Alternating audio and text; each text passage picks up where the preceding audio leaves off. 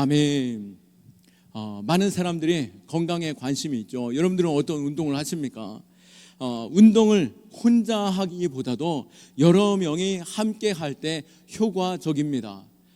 어떤 사람은 혼자 공부할 때는 혼자 하는 사람들이 좋을 수도 있겠지만 운동에 있어서는 함께 하는 것이 유익할 것입니다. 운동하다 보면은 우리는 꼭 그 한계점을 만나죠. 더 이상 넘어서지 못하는, 성장을 못하는 그 순간을 마주하게 되는, 그 지점을 맞이하게 되는데요. 한 사람이 이 벤치프레스를 끊임없이 올리다가 한 20여 회를 하다가 더 이상 안 되겠다 하면서 걸으려는 그 순간, 그 옆에서 함께하는 동료가 하나만 더 해, 하나만 더 해, PT 선생님이 하나만 더 하겠습니다 라고 한다면은 그 순간 온 힘을 다 짜내면서 정말 죽을 힘을 다해 쫙 끌어올리는데요, 그 마지막 한 번 더 끌어올리는 그 힘으로 우리의 근육은 터질 것만 같은 상태가 되는 것이죠. 거기에서 우리의 근육이 성장하는 그 자리에서 나의 한계를 넘어서는 것을 경험하게 됩니다. 그 힘든 순간을 넘어서야 진정한 근육이 만들어지는 것이죠. 반대로 그 지점에서 포기해 버린다라고 한다면 그 사람은 더 이상 성장하기가 어려워지게 될 것입니다. 오늘 우리도 마찬가지입니다. 우리는 이제 마지막 때를 살고 있고, 이 요한계시록을 통해서 우리가 마지막 때에 어떠한 신앙을 가져야 하는지를 말씀하고 있는 것이죠. 분명한 것은 마지막 때에는 양과 염소를 나누듯이 우리의 믿음을 판단하시며 심판하시기도 하시고 또 구원에 이르며 영광의 면류관을 주시기도 함을 우리는 볼 수 있습니다. 오늘 우리는 이 서머나 교회를 보면서 극한의 핍박과 고통을 견뎌낸 교회, 그 교회에게 주님께서 한 번 더 말씀하시죠. 죽도록 충성하라. 안 그래도 지금 무척 힘들고 낙심하고 좌절할 것 같은 그 상황 속에 놓여 있는데 한 번 더 죽도록 충성하라라고 말씀하고 있는 것입니다. 왜 주님은 이처럼 정말 지쳐있고 낙심되고 또 포기하고 싶은 그 상황 속에서 죽도록 충성하라라고 하시는 그 한마디 말씀으로 다시 일어서게 하시는지, 우리의 신앙 가운데 지쳐 계신 분 계십니까? 또 이 마지막 때에 우리의 신앙 속에서 낙심하고 좌절하고 시험에 빠져 내가 신앙생활을 하는 것이 맞는가, 내가 이 교회를 계속 다니는 것이 맞는가라고 하는 그 근심 가운데 계시는 분이 계신다라고 한다면 오늘 서머나 교회를 향하여서 주님께서 말씀하신 이 음성을 들을 수 있기를 축원합니다. 8절 말씀에 처음이며 마지막이며 죽었다 다시 살아나신 이가 누구시겠습니까? 예수님께서 서머나 교회를 향하여 말씀하시죠. 9절 말씀에 내가 너의 환난과 궁핍을 알거니와 실상은 네가 부유한 자니라 라고 말씀하고 계십니다. 서머나 교회, 그 당시에 이 서머나 지역은, 그 지역 가운데 이 서머나라는 이 도시는 이 소아시아 지역의 보석과 같은 도시였습니다. 에베소에서 북쪽으로 55km 떨어진 항구 도시였는데요, 50만 정도의 사람들이 살고 있었고 많은 상인들이 이 항구를 통하여 오가면서 국제적인 상업도시로 큰 도시가 되었죠. 그러나 그곳은 신앙인들에게 있어서는 매우 치명적인 조건이 있었습니다. 바로 그 자리에서 이 상업 행위를, 상인으로서 장사를 하려면은 상인 조합에 가입해야만 그곳에서 상거래를 할 수 있었는데요, 그 상인 조합에 가입하는 조건이 있었습니다. 그것은 바로 로마의 황제에게 황제님은 나의 주님이시며 나의 하나님이시라고 고백해야만이 그 상인으로서의 조합에 가입할 수 있도록 하였던 것이죠. 우리에게 주님이시며 우리의 하나님은 누구십니까? 유일하신 한 분, 하나님 한 분이신 것이죠. 그 한 분 하나님 외에 어떤 누구에게 나의 주인이요 너 나의 하나님이시라고 말할 수 있겠습니까? 그러기에 신실한 기독교인들에게 있어서, 신실한 믿음의 사람에게 있어서는 마치 양과 염소를 나누듯이 내가 이때에 어떠한 자리로 나아가야 할 것인가, 믿음의 결단 속에서 내가 주님을 나의 하나님으로, 주님만이 나의 유일하신 분으로 고백할 때에 이 세상의 부유함과 안식은 내려놓아야 하는 것이죠. 그렇기에 로마 황제에게 고백하는 이것은 불가능한 일이었기에 너무나도 그 상황 속에서 참혹함과 참담함 속에 놓일 수밖에 없었던 것입니다. 우리의 마지막 때의 신앙 어떻습니까? 적당히 세상과 타협하며 합리화하며 내가 적당히 먹고 사는 일을 선택하고 계십니까? 아니면 하나님께서 기뻐하시는 일이 무엇인가? 그것을 즐거워하며 내가 모든 것을 잃어버릴지라도 하나님 한 분만 내가 의지합니다라는 고백 속에서 나아가고 있습니까? 여기서 하나님을 선택한 그 그리스도인들의 결과, 이 상거래를 하지 못할 뿐만 아니라 생계가 끊어지고 재산이 압류되었으며 그들의 죽을 위기 가운데 놓여지면서 땅속으로 굴로 들어갈 수밖에 없는 삶을 살아가며 완전히 격리된 삶으로 살아갈 수밖에 없었던 것이죠. 히브리서 10장 34절에도 이들의 신앙생활을, 그 상황을 생생하게 증언하고 있는데요. 히브리서 10장 34절에 너희가 갇힌 자들을 동정하고 너희 소유를 빼앗기는 것도 기쁘게 당한 것은 더 낫고 영구한 소유가 있는 줄을 알미라 라고 말씀하시면서 신앙인들 가운데 그들이 갇힌 자, 그 신앙인들 가운데 갇힌 자들이 있었고 소유를 빼앗긴 자들이 있었고 또 이 땅 가운데 생명조차 아끼지 않는 가운데 순교의 자리에 서는 이들이 있었다라고 말하였으며, 그럼에도 불구하고 신앙인들은 어땠습니까? 그 갇힌 자들을 동정했고 또 소유를 빼앗긴 자를 기쁘게 여기며 또 낳고 그 생명조차 아끼지 않는 그들에 있어서 하늘의 영광을 바라보며 영광스럽게 생각하였던 신앙인의 참 모습을 바라볼 때 우리가 어느 편에 서 있는지 우리는 돌아보아야 할 것입니다. 물론 고통스럽고 탄식할 일이겠지만 오히려 성도들은 영원한 것을 바라보았고 그것을 기쁘게 여기며 영광스럽게 생각했다라고 하는 것을 알 수 있던 것이죠. 그런데 주목할 것은 이에 대해서 주님께서도 분명히 말씀하고 계십니다. 주님의 반응은 무엇이었습니까? 이 서머나 교회를 향한 그들의 환난과 궁핍 가운데 있던 그들을 바라보면서 주님의 반응은 어땠습니까?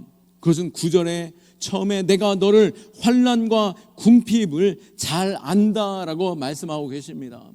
그들이 고통 중에 있다라고 하는 것, 그들이 환난 중에 있다라고 하는 것, 큰 위험 가운데 있고 또 생명의 위협을 느끼는 중에 있다라고 하는 것을 주님은 너무나도 잘 알고 있다라고 말씀하고 있는 것이죠. 때로는 우리가 고난을 당할 때 주님이 알고 계시나?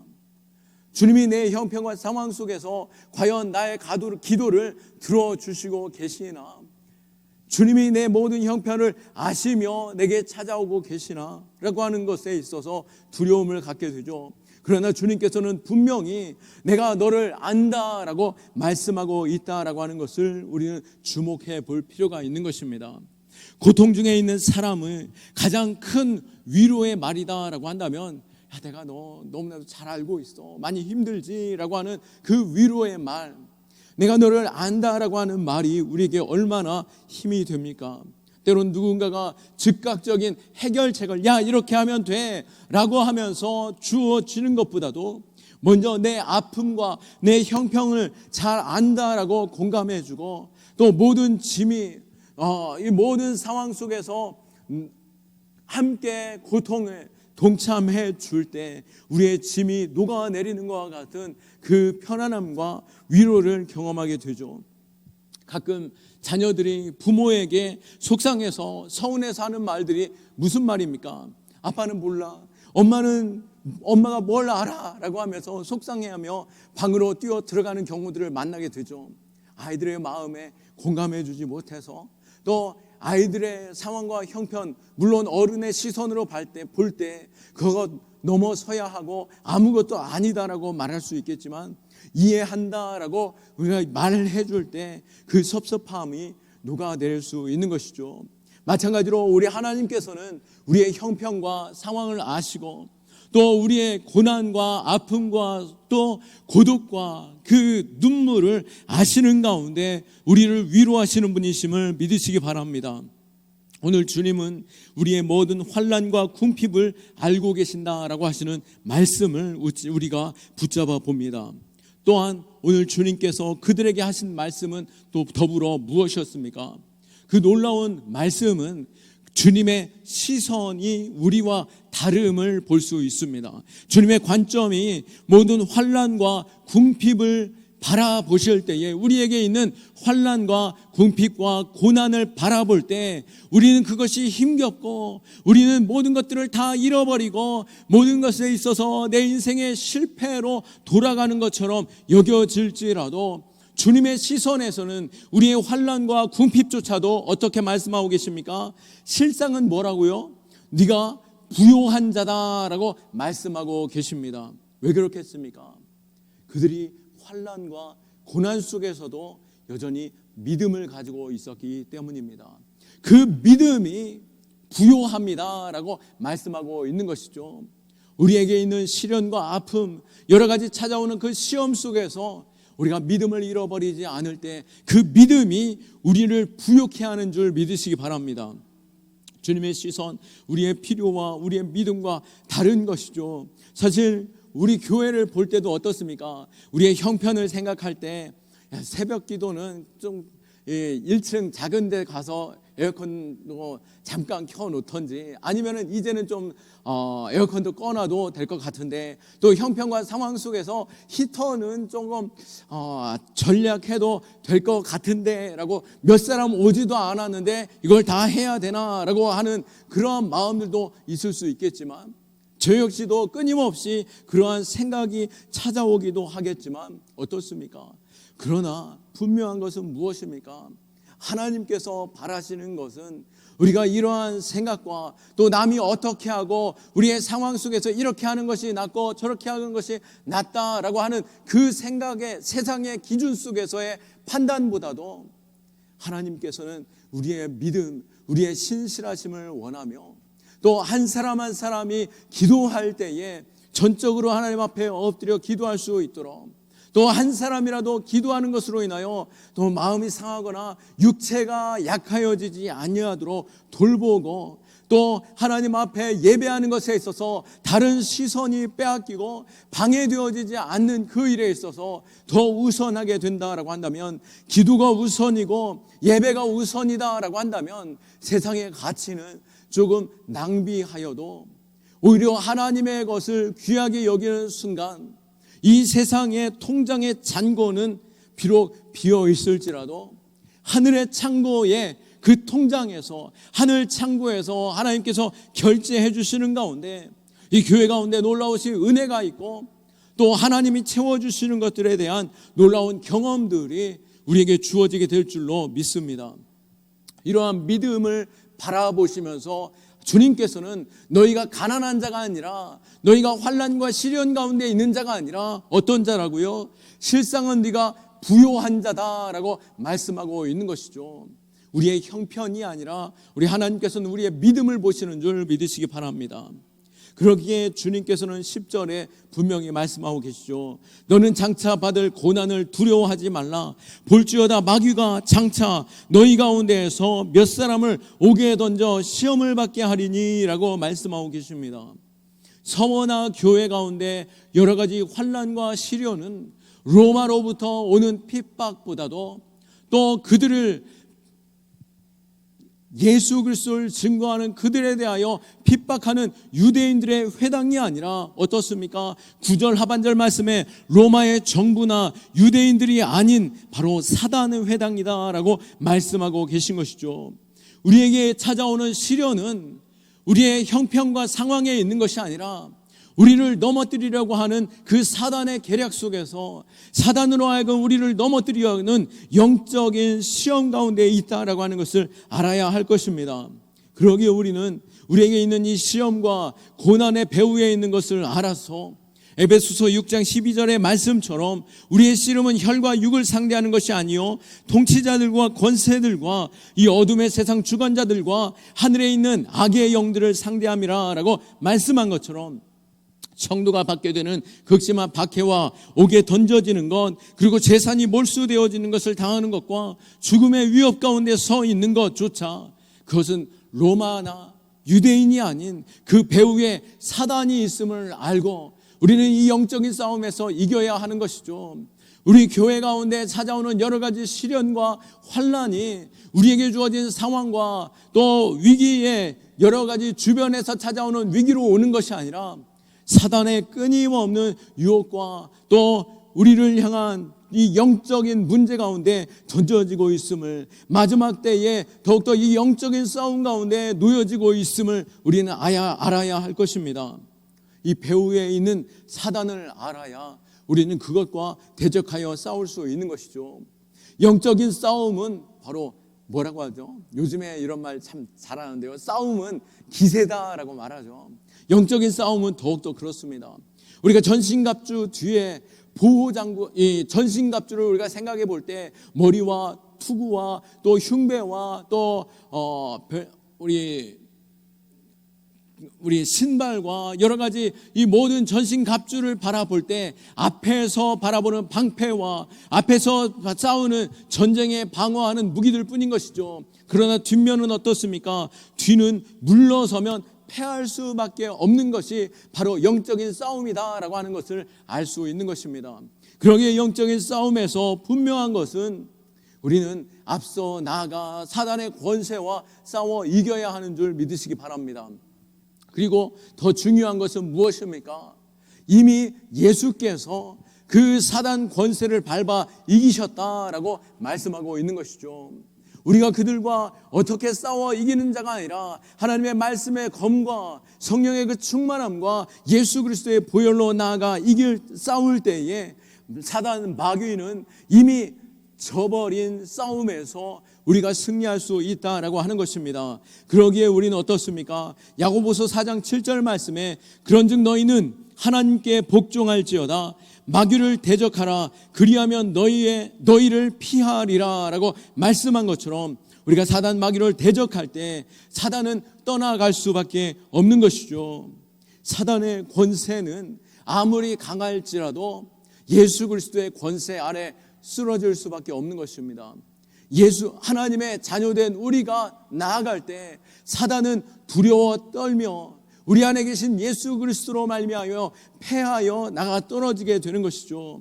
그러기에 우리는 담대히 이 영적인 싸움에서 이기는 자로 나아가야 할 것입니다. 그러면서 어떻게 싸워야 합니까? 오늘 본문을 볼 때 상식적으로는 조금 이해하기 어려운 부분이라 할지라도 환난과 궁핍 속에서 또 끊임없이 사단이 공격하는 그 상황 속에서 서머나 교회를 향하여서 어떻게 말씀하십니까? 주님께서 안다라고 말씀하시는 가운데 야 수고했다 이제 들어와 쉬어라 라고 말씀하시는 것이 아니라 어떻게 말씀하시죠? 더 큰 환난으로 나아가라 라고 말씀하고 계시는 것입니다. 마치 하루 종일 치열하게 싸우다 돌아온 그 군사들에게 상처투성이었던 그 병사들에게 사령관이 야 진짜 싸움은 이제부터다 나가자 싸워 이기자라고 말하는 것과 같은 것이죠. 저희는 그 육신에 여러 가지 시험으로 인하여 피가 철철 흐르는 이때에 주님께서는 어떻게 말씀하신다고요? 너는 죽도록 충성하라 라고 말씀하시면서 다시 한번 나가 싸워라 라고 말씀하고 계십니다. 왜 그렇습니까? 마지막 때에 깨어있는 자들, 믿음으로 서 있는 자들로 하여금 끊임없이 그 전쟁 가운데 나아가 우리가 최후의 그 방어선을 유지하라라고 말씀하고 있는 것과 같은 것이죠. 마지막 때에 서머나 교회를 향하여서 마지막 때에 그 믿음을 지키는 자들로 다시 한번 일어서서 싸워 이길 때 그 초대교회가 보호를 받고 승리할 수 있게 되는 것처럼 전쟁하는 자들로 다시 나아가 싸우라라고 말씀하고 있는 것입니다. 1950년 6.25 전쟁 당시에 한국은 전혀 전쟁을 준비하지 못했고 북한은 3일 만에 서울을 함락하였고 한 달 반도 안 되어서 대전과 목포, 진주, 김천, 포항까지도 함락되었습니다. 8월 초에 북한군이 낙동강 방어선까지 돌파하려고 할 때에 한미연합사령부에서 명령이 떨어지죠. 어떤 것이었습니까? 이 다부동, 바로 이 부산 앞바다, 이 부산에 있는 다부동을 죽도록 사수하라라고 말하며 다부동 전투 가운데 그 고지를 지키라라고 말하였는데요. 부산, 이것이 이 자리를 물러서게 되면 부산까지 밀려진다. 그러면 이제 모두 이 나라가 끝나게 되는 것이죠. 최후의 방어선 그 다부동에 어떻습니까? 학도병들과 군인들, 그리고 미군들에 남아있는 그 군사들이 죽도록 충성하며 탄약이 떨어지고 포탄이 빗발쳐도 온몸으로 버텨냄으로 인하여서 결국은 어떻게 되었습니까? 결과적으로 이 낙동강 방어선을 유지하고 버티고 있는 그 사이에 메가더 장군을 통해서 인척 상륙작전이 성공하게 되었고 이 전쟁의 기세가 완전히 뒤바뀌게 되는 것처럼 어쩌면 서머나 교회는 이 초대교회의 다부동과 같은 곳으로서 하나님께서 다시 한번 일어나 죽도록 충성하라라고 말씀하고 계신 것입니다. 여기서 이 죽도록 충성하라라고 하시는 이 말씀의 원어상의 의미는 단순하게 어느 정도 힘을 다해서 싸우라라고 하는 표현이 아닙니다. 단순히 열심을 내라 하는 정도가 아니라 말 그대로 오늘 우리에게 주어진 이 말씀 그대로 죽을 힘을 다해서 죽기까지 죽더라도 충성하라라고 말씀하고 있는 것이죠. 우리가 너무나도 교회 가운데 지쳐있고 또 주를 위해서 헌신한다라고 생각했음에도 불구하고 여러 가지 시험으로 인하여 다시 한번 주저앉을 것과 같은 그 상황이 내게 주어진다 할지라도 죽도록 다시 한번 충성하라라고 하시는 이 마지막 때에 주님의 음성을 들을 수 있기를 축원합니다. 사단이 끊임없이 우리를 공격할 때 그 수위가 너무나도 우리로 하여금 죽을 것 같은 상황일지라도 분명하게 주님께서는 죽도록 충성하라라고 말씀하시지만 또한 무엇을 말씀하십니까? 10절 말씀에 너는 장차 받을 고난을 두려워하지 말라. 볼지어다 마귀가 장차 너희 가운데 몇 사람을 옥에 던져 시험을 받게 하리니 너희가 10일 동안 환난을 받으리라. 네가 죽도록 충성하라. 그리하면 내가 생명의 관을 내게 주리라 라고 말씀합니다. 분명히 죽도록 충성하라라고 말씀하고 있지만 그 앞에 여러 가지 단서가 조건이 붙어 있습니다. 그것은 무엇이냐면 여러 가지 수위의 조절이 있었던 것이죠. 우리가 감당할 만한 시험을 주시는 분이심을 우리는 너무나도 잘 알고 있죠. 고린도전서 10장 13절에 하나님은 미쁘사 너희가 감당하지 못할 시험당함을 허락하지 아니하시리라 라고 말씀한 것처럼 우리가 아무리 죽도록 충성한다 할지라도 죽지 않습니다. 그리고 우리가 감당할 수 있는 그 몇 사람들로 하여금 감당케 하시고 충분히 감당할 자들로 감당케 하시며 또 죽도록 충성하라 할 때에 그 날짜도 10일이라는 그 시간을 제한 두셔서 그 날을 우리로 하여금 버틸 수 있게 하시며 도우시는 하나님이심을 우리는 믿어야 하는 것이죠. 그리고 결과적으로는 어떻습니까? 결과적으로는 영광의 생명의 면류관, 영광스러운 그 생명의 관을 얻게 되리라고 약속하고 계십니다. 서머나 지역은 원형 극장, 커다란 아레나 극장이 있었습니다. 그것은 지금의 올림픽과 같은 검투사들의 경기가 있었는데요. 그것에서 우승한 사람은 월계관을 쓰게 됩니다. 물론 그 월계관 자체는 금액이 크지 않을지 몰라도 이 월계관을 쓴 자의 영광과 그 명예는 모든 로마 시민에게 있어서 자부심이 되는 것이죠.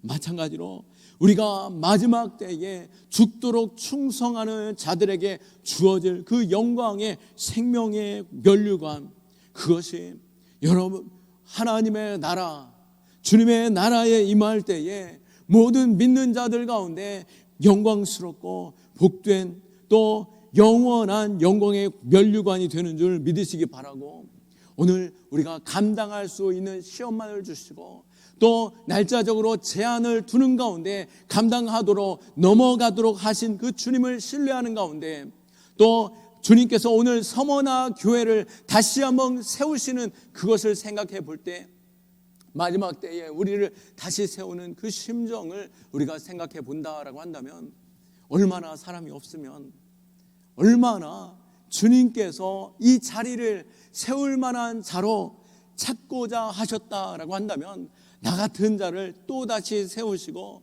또다시 일들을 맡기시나 우리가 그것을 생각해 볼 때 마지막 때의 주님의 심정을 우리가 다시 한번 알기를 원하고 또 마지막 때의 그 영광스러운 자리가 더욱더 빛나도록 하시는 주님의 마음과 우리에게 후히 주시고 영광스러운 자리에 세우기를 원하시는 그 주님의 마음을 알아 우리가 서머나 교회와 같이 다시 한번 믿음으로 충성할 수 있는